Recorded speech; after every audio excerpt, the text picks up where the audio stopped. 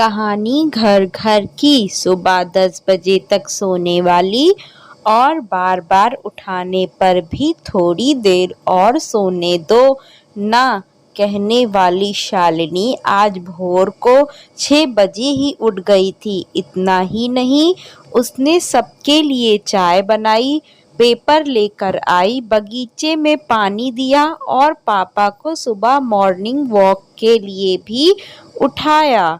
सभी लोग शालिनी को बड़ा आश्चर्य से देख रहे थे।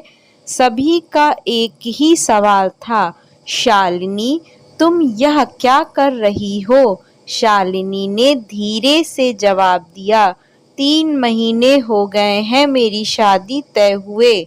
वहां पर कौन होगा मेरे आगे पीछे घूमने वाला? वहां तो सब मुझे ही करना होगा। बस इसीलिए आज से शुरू कर दिया। घर की बेटी को इतना समझदार होते हुए देख सबको खुशी हो रही थी और साथ साथ बुरा भी लग रहा था।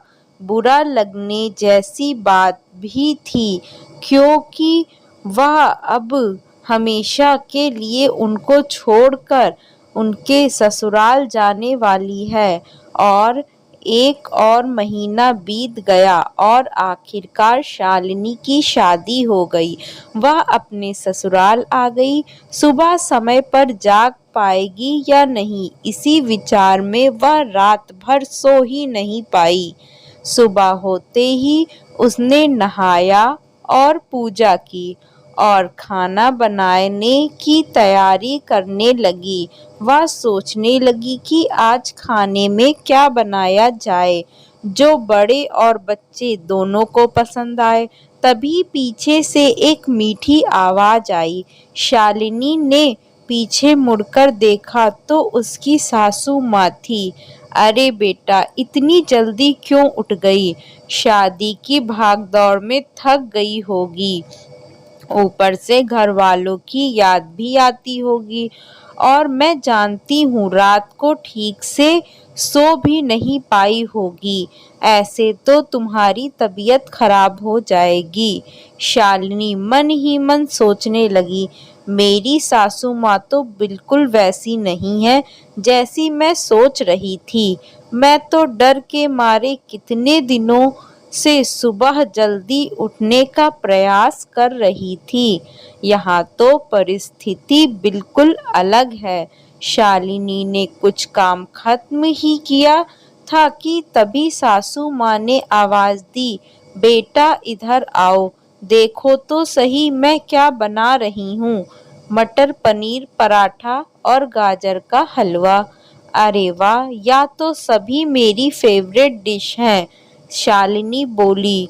उसे तो कुछ समझ में नहीं आ रहा था। उसे लग रहा था जैसे यह सब सपना है। शालिनी को एहसास हुआ कि यह सपना नहीं, सच है। सासू माँ ने कुछ कहा, शालिनी सुन नहीं पाई। वो थोड़ी डर गई। उसे डरा हुआ देखकर सासू माँ ने कहा, शालिनी जरा इधर तो आओ, यहाँ तो बैठो, मेरी बात ध्यान से सुनो और समझो। शादी मतलब लड़की की परीक्षा नहीं होती है। तुम्हारी शादी सिर्फ मेरे लड़के से नहीं हुई है। जितनी जिम्मेदारी उसकी तुम्हें खुश रखने की है, उतनी ही हम सबकी भी। हमने तुम्हें घर सिर्फ काम करने के लिए नहीं लाया है। तुम्हें क्या क्या आता है या तुम हमारे लिए क्या क्या कर सकती हो, यह सब देखने के लिए तो बिल्कुल नहीं। और हम तुम्हारी आज़ादी भी तुमसे नहीं छीनेंगे। अगर अपनी बात करूं तो मुझे सिर्फ एक अच्छी फ्रेंड चाहिए।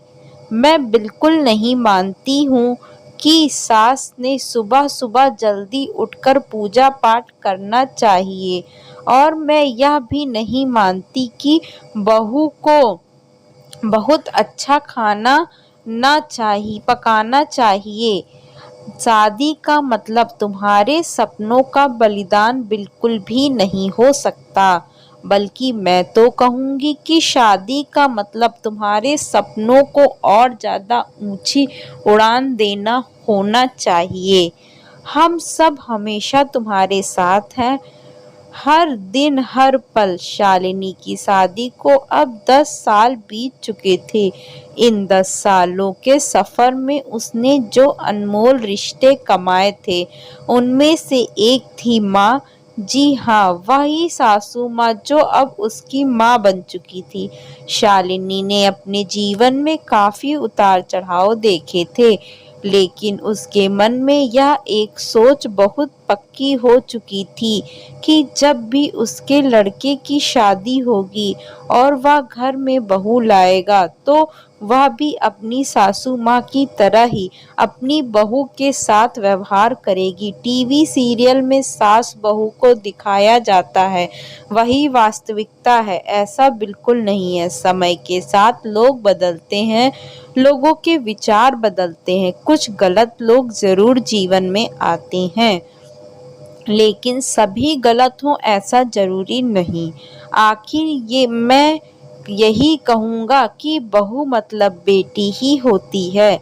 गलतियाँ तो हर किसी से होती हैं, इसलिए बहू के साथ भी वैसा ही व्यवहार करें जैसा खुद की बेटी के साथ करते हैं।